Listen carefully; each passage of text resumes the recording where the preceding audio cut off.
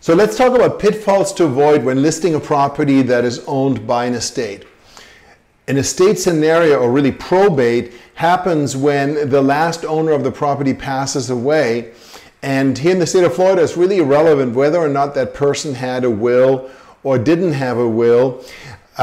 In order to be able to list a property, sell a property, and execute a purchase agreement for an estate, a probate court has to issue a letter of administration and confirm a personal representative. And here's where I see challenges all the time with listings for estates. Somebody passes away, they have a will, and let's say they designate their children as the executor of the will, and now the children are going to list the property thinking that they can just go ahead and get the ball rolling. Maybe they want to open probate because it's expensive, or maybe they're just not aware of it. And so now the listing agent takes a listing and probate has not yet been open. And oftentimes they will get the property sold, put it on the contract, and then the title company says, wait a second, we need to open probate.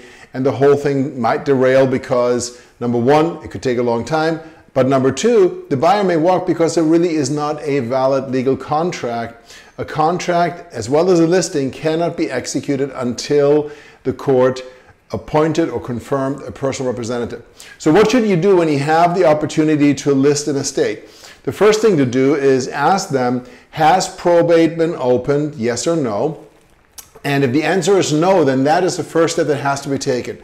Regardless of whether or not there is a last will and testament, in the state of Florida, probate must be opened, and the court has to issue a letter of administration, which in essence is an appointment of someone as the personal representative of the state. Now, if there's a will, then most of the time, the quote-unquote executor of the will be appointed personal representative, but there are no guarantees. And until the court does so, there might be uncertainty. Number two, if the person that passed away had children, it was a homestead property, there might be other considerations to come into play. So it's very, very important that probate is opened, and depending on the county where the property is located at, and especially now with everything having been slowed down due to COVID, it can take anywhere from a couple of weeks to a couple of months to open probate and get a letter of administration. So that is the first step. Once you have the letter of administration, then you know who is authorized to actually sell the property, and you can then take the listing and move forward accordingly. I hope you found this helpful. My name is Thomas Hyman, and my alarm is ringing here, so this is done in real time.